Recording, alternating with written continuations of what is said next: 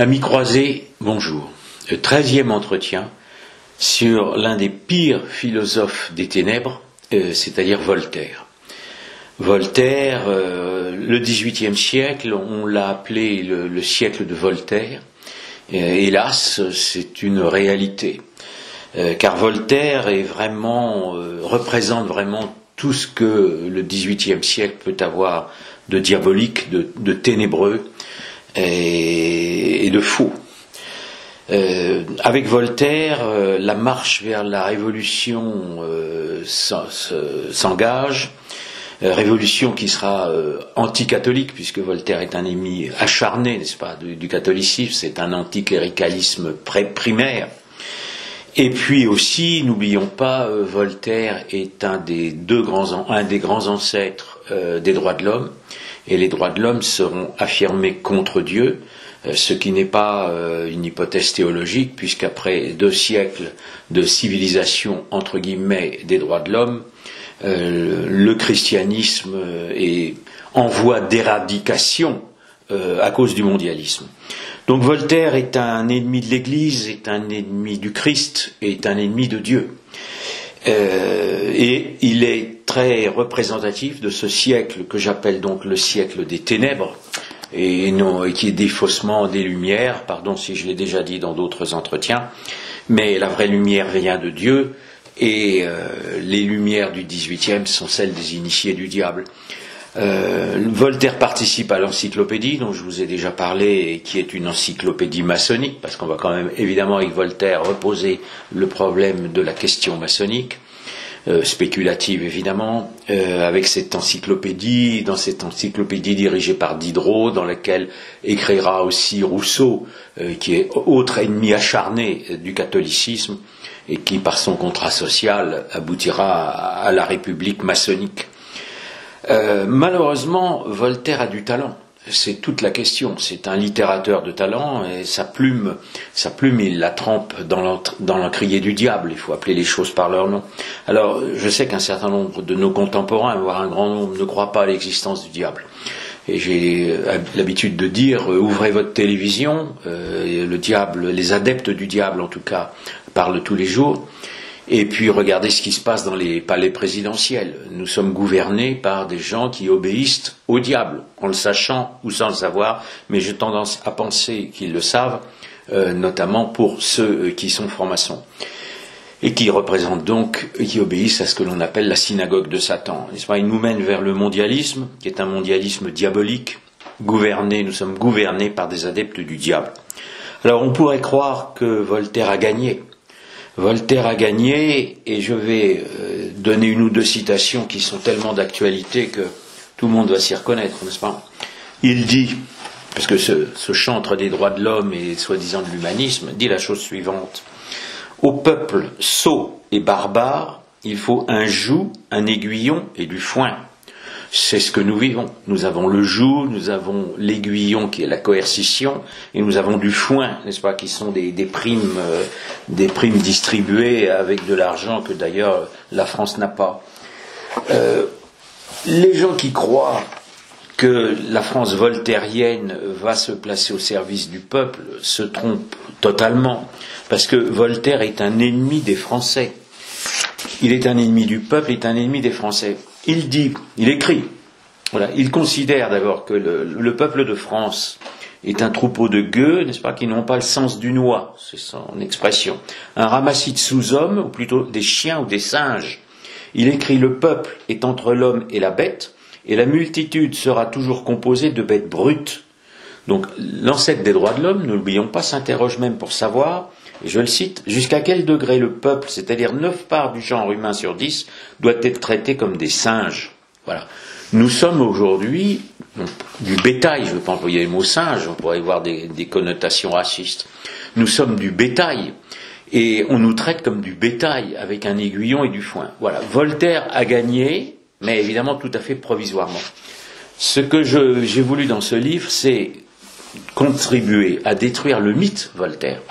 comme si Voltaire était un grand esprit français et avait apporté à la France. Alors le siècle de Voltaire, c'est le siècle de l'imposture du rationalisme philosophique, de l'imposture des Lumières. Donc Voltaire lui-même est un imposteur de la raison. Pour lui, la raison est matérialiste. Alors, il critique relativement Descartes, parce que Descartes avait encore recours à un sujet pensant, mais pour lui, la raison est dans la matière. Moi, je ne connais pas une matière qui raisonne ou une matière qui pense. C'est pas la pensée, elle est dans l'être, elle est dans Dieu et elle est dans l'être humain. Et sa philosophie, qui est piètre d'ailleurs, se caractérise par un refus de la métaphysique. Alors, quand on refuse la métaphysique, on fait de la métaphysique sans le savoir. Voltaire écrit « Philosophie paresseuse vaut mieux que théologie turbulente et chimère métaphysique. » Et non, la métaphysique n'est pas une chimère, la métaphysique est un choix. Soit on choisit de croire en Dieu et que Dieu est le créateur de l'univers, soit on refuse de voir, de comprendre que Dieu a créé le monde et l'homme, l'univers et l'homme, et à ce moment-là, on se place obligatoirement, sans aucune exception possible, dans ce que j'appelle un monisme métaphysique, c'est-à-dire une matière qui se penserait elle-même et qui se créerait elle-même, ce qui est une utopie pure et simple. D'ailleurs, Voltaire, en fait, est un assez piètre philosophe. Il n'invente pas grand-chose. Et pire que être piètre philosophe, vous savez qu'il a été élevé chez les jésuites, pas très longtemps, mais au départ, mais il est absolument nul en théologie, c'est-à-dire qu'il ne contredit pas la théologie, il est un peu comme Erasme, il ne pense qu'à se moquer des théologiens, avec plus d'aigreur qu'Erasme, mais sans aucune contradiction théologique, il est absolument incapable. Et en tant que philosophe, il n'a rien inventé. Le plus grand philosophe, si on peut s'exprimer ainsi en France, c'est Diderot, dont je vous ai parlé, mais qui est nuisance, mais qui est quand même un philosophe. Voltaire lui-même est plus un littérateur, c'est pas qu'un philosophe. Il n'a pas inventé, il reprend les errements de l'humanisme, c'est un héritier de l'humanisme, donc il a plus de talent qu'Erasme, qui se moquait déjà sans pouvoir contredire la scolastique. Il a un talent, il est sarcastique, bon ça tout le monde le sait, et Musset l'a très bien décrit en l'appelant l'homme au hideux sourire, n'est-ce pas? Il fait rire, mais en fait le rire qui soi-disant était le propre de l'homme est un rire tragique. Donc en fait Voltaire n'est pas drôle du tout. Il est méchant, mais il n'est pas drôle. Et il est l'héritier en France de Locke, de Newton, évidemment, et il va être un déiste dans la lignée de la franc-maçonnerie dont le déisme remonte à Newton, et le déisme de Voltaire, qui va abandonner quasiment pour l'athéisme sans l'avouer, est un déisme qu'il tient aussi d'un franc-maçon anglais qui s'appelle Bolingbroke.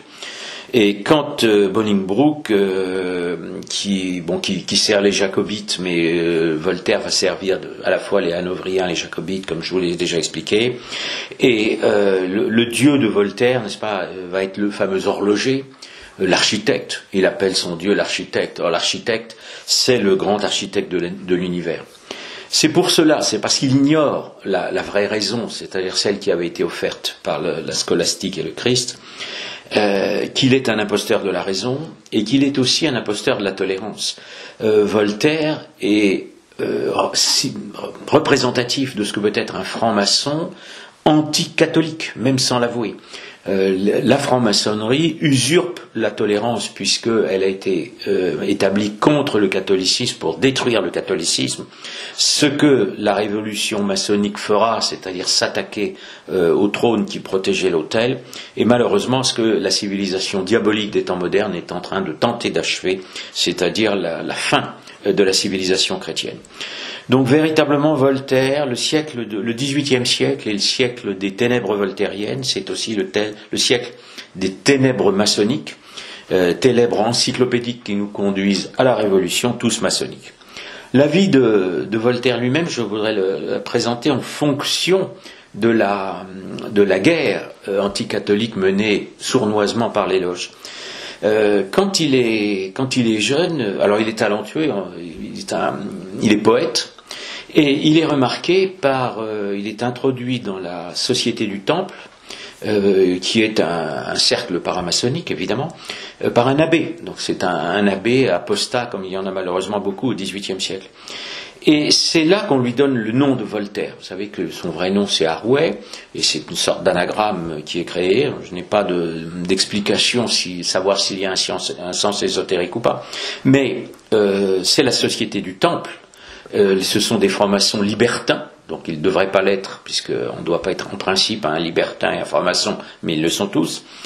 Et temple, ça veut dire héritage templier. Ce sont déjà des gens qui se revendiquent du temple. Et vous savez que pendant le XVIIIe siècle, la franc-maçonnerie va par l'intermédiaire de Ramsay et de ce que j'ai parlé, dont j'ai parlé déjà une fois précédente, des hauts grades écossais, revendiquer un héritage templier qui est une imposture, mais que les hauts grades qui se greffent sur cet héritage illusoire vont permettre d'initier des nobles qui vont faire la révolution.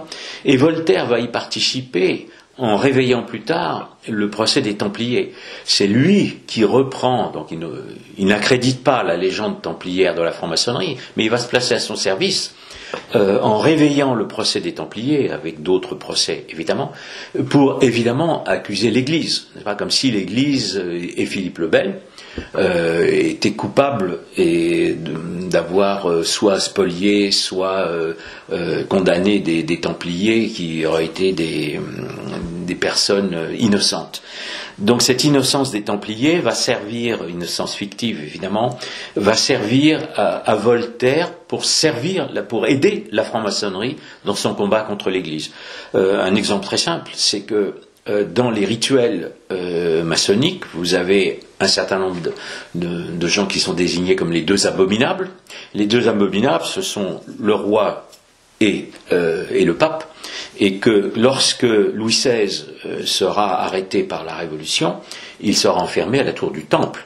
Et les francs-maçons défileront en tablier maçonnique devant la tour du Temple en disant « vengeance est faite ». Donc si vous voulez, Voltaire participe à cette mythologie qui va permettre la vengeance fictive, mais la vengeance contre le roi de France.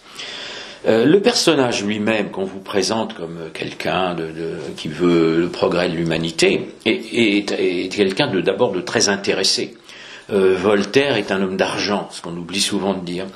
Il est d'un milieu assez riche, il fréquente des puissants, il a parmi ses amis d'enfance un Benet, je crois qu'il y a le duc de Richelieu, qui sera un éminent franc-maçon, qui tombera dans l'illuminisme et qui aidera beaucoup Voltaire sur un plan financier, puis qui le protégera. Et il est aussi entouré par des banquiers. Bon, Voltaire est très intéressé par l'argent, il fait beaucoup d'affaires, et parmi ses amis, il y a notamment Tronchin qui représente la haute banque protestante, qui rentre en France, qui achète beaucoup de choses en France, à partir de la Régence. Après la mort de Louis XIV, 1715, le régent est lui-même un débauché, qui a besoin de beaucoup d'argent. C'est sous la Régence que les premières loges maçonniques sont installées en France, au service de l'Angleterre. Et il y a évidemment un certain nombre de scandales financiers dans l'affaire Law.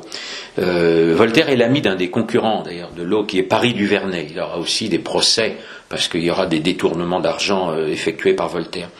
Et parmi donc ce grand ancêtre des droits de l'homme, donc très intéressé par l'argent, qui permet à l'argent et à la franc-maçonnerie de rentrer en France, qui a malheureusement l'avenir ne fera qu'accentuer ce phénomène. Il faut signaler qu'il est quand même actionnaire dans des compagnies maritimes qui sont impliquées dans le trafic d'esclaves. Donc l'ancêtre des droits de l'homme considère l'esclavage comme une chose tout à fait normale et il méprise profondément les hommes de race noire. On oublie souvent de le rappeler à tous les chantres des droits de l'homme actuels. Son parcours, donc il fait un certain nombre de scandales. Après un premier scandale, il va en Hollande, ce qui est une zone, on ne sait pas s'il est initié en Hollande ou pas, mais enfin, il peut y faire des rencontres. Et après un des scandales, il va en 1726 en Angleterre. La grande question, c'est de savoir s'il a été initié ou pas en Angleterre. Il fréquente des francs-maçons, Bolingbroke dont j'ai parlé, qui était d'ailleurs venu à Paris, et Swift. Swift, c'est un littérateur qui a écrit le fameux Gulliver. Alors, Gulliver, c'est le géant, c'est-à-dire c'est l'initié, donner un symbole, il est enchaîné par les Lilliputiens. Les Lilliputiens, c'est le peuple, hein, c'est la populace, les non-initiés, ceux qui n'ont pas la lumière. Donc ça, c'est un ami de Voltaire. Et Voltaire vit au crochet d'un riche commerçant, et il vit aussi au crochet du prince de Galles. Il va toujours être au crochet des puissants, c'est-à-dire qu'il va pousser au renversement de la monarchie sans le dire, mais il va toujours se servir, y compris financièrement, grâce aux puissants. C'est vraiment l'hypocrite. Quand il rentre en France, il passe par Saint-Germain-en-Laye. Ça, c'est extraordinaire parce que, comme je vous l'ai déjà dit dans d'autres conférences, c'est à Saint-Germain-en-Laye qui étaient les maçons écossais, les francs-maçons écossais. Pourquoi Voltaire passe-t-il par Saint-Germain-en-Laye? Après ce voyage en Angleterre, il écrit un de ses premiers textes mensongers, qui sont les lettres anglaises ou lettres philosophiques, c'est 1734.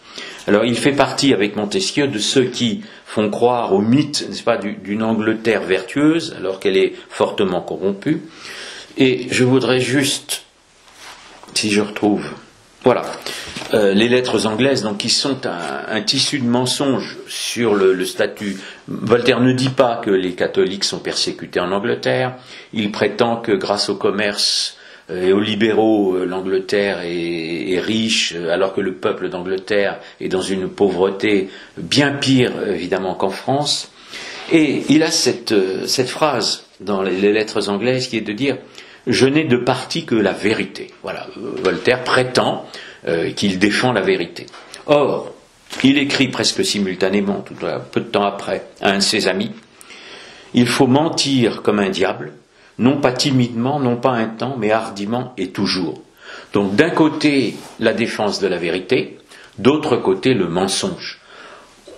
On se croirait aujourd'hui. Aujourd'hui, on nous prêche une vérité obligatoire à suivre, et les médias et les hommes politiques passent leur temps à nous mentir. C'est voltairien. Nous sommes évidemment gouvernés par des voltairiens. Après un autre scandale, Voltaire va se réfugier auprès de Madame du Châtelet, qui est une femme qui lui fait connaître Leibniz, l'alchimie.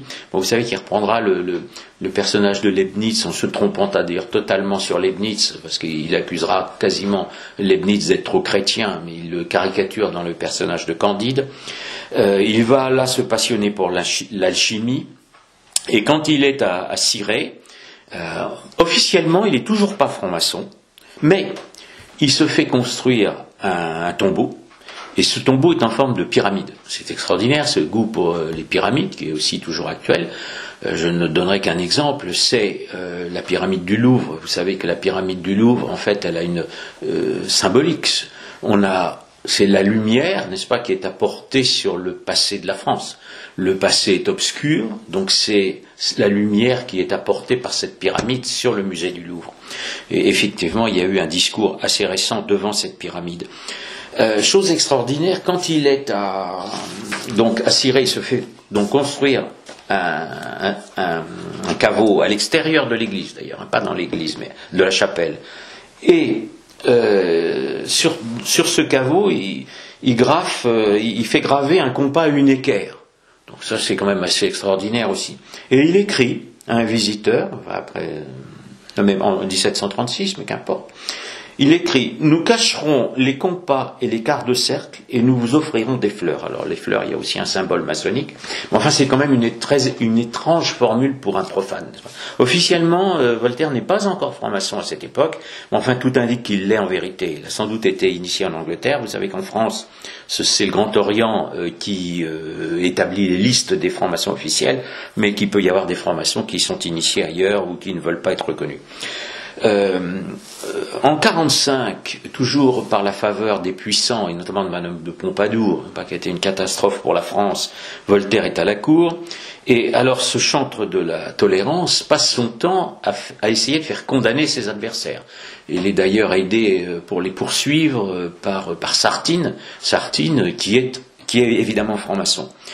Donc intolérance totale, on pourrait croire que la tolérance, que le fanatisme, c'est pas ceux qui l'accusent d'être fanatique, serait de toutes les religions. Alors Voltaire écrit une pièce sur Mahomet, mais en fait ça lui sert à attaquer le vrai fanatisme pour lui, c'est-à-dire le catholicisme. C'est un biais. Enfin, il dit pas de mal de l'islam.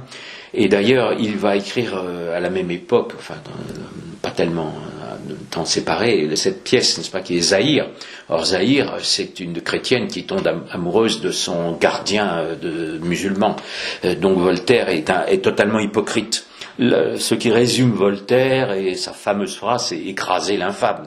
L'infâme, c'est le catholique, c'est le catholicisme.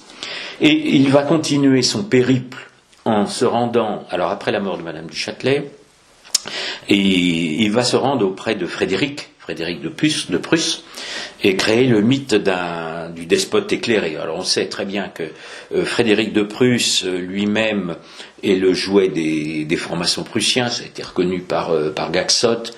Ça n'est pas du tout le grand Frédéric, c'est un malade mental, c'est un sodomite. Donc un despote, comment on peut dire, éclairé, et qui soit un peu interlope. Et il me semble que j'en connais aussi. Je ne sais pas si vous en connaissez, mais moi je pense à quelqu'un. Et il va là accréditer en vérité tout ce que fait Frédéric, qui bien sûr fait aussi la guerre à la France, c'est un ennemi de la France, et qui va mettre en place le fameux laïcisme du franc-maçon Lessing, inspiré, n'est-ce pas, par Mendelssohn. La grande question que j'ai posée dans mon livre, c'était de savoir si Voltaire n'avait pas été initié par les Rose-Croix, les fameux Rose-Croix, quand il est en Prusse. La Prusse est un pays où les Rose-Croix sont foison, et Voltaire va écrire à un des philosophes mineurs des Lumières une lettre dans laquelle il va s'adresser à lui de la façon suivante. Vous allez me pardonner si je la retrouve ou pas. Vous couperez ou besoin, si c'est pas grave, vous laisserez, voilà, c'est pas l'importance. Voilà. Il écrit donc à Boyer d'Argens, qu'il a connu en Prusse, il écrit « Frère en Belzébuth ». Donc frère en Belzébuth, je l'ai dit l'autre fois déjà, c'est pas une formule anodine. Souvenez-vous de la parole sacrée que nous nous sommes donnée dans le caveau de Lucifer. Alors vous savez que les Rose-Croix tiennent leur lumière de Lucifer. Et la question est donc de savoir si le diabolique le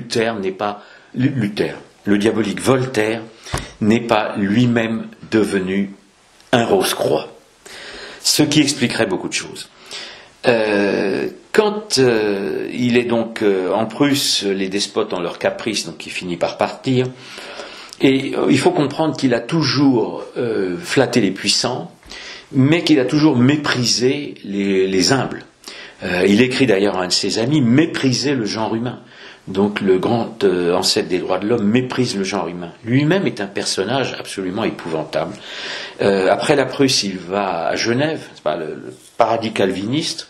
Et vous savez que sa propriété qui s'appelait Saint-Jean, il change le nom, il l'appelle les Délices. Enfin, c'est le choix hédoniste, mais c'est quand même extraordinaire qu'il ait débaptisé une propriété qui s'appelait Saint-Jean.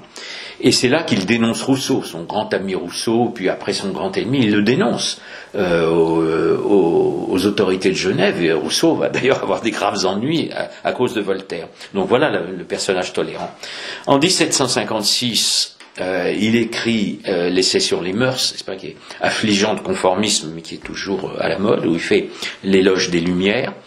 Et on oublie souvent, on ne donne plus ce texte à lire aux enfants des écoles, malgré le conformisme relativiste, tous les poncifs humanistes sont repris par Voltaire, comme si les religions étaient équivalentes, comme si les lumières de la raison pouvaient remplacer la religion, etc.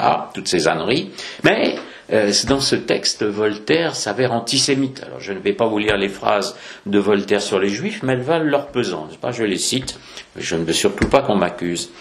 Et il faut savoir que dans ce texte aussi, il fait l'éloge de l'Orient. Alors il distingue deux Orients, comme je les distingue aussi, c'est-à-dire qu'il dit beaucoup de mal de Constantinople. Il fait partie des gens qui haïssent Constantinople. Pourquoi ? Parce que Constantinople a sauvé l'Europe.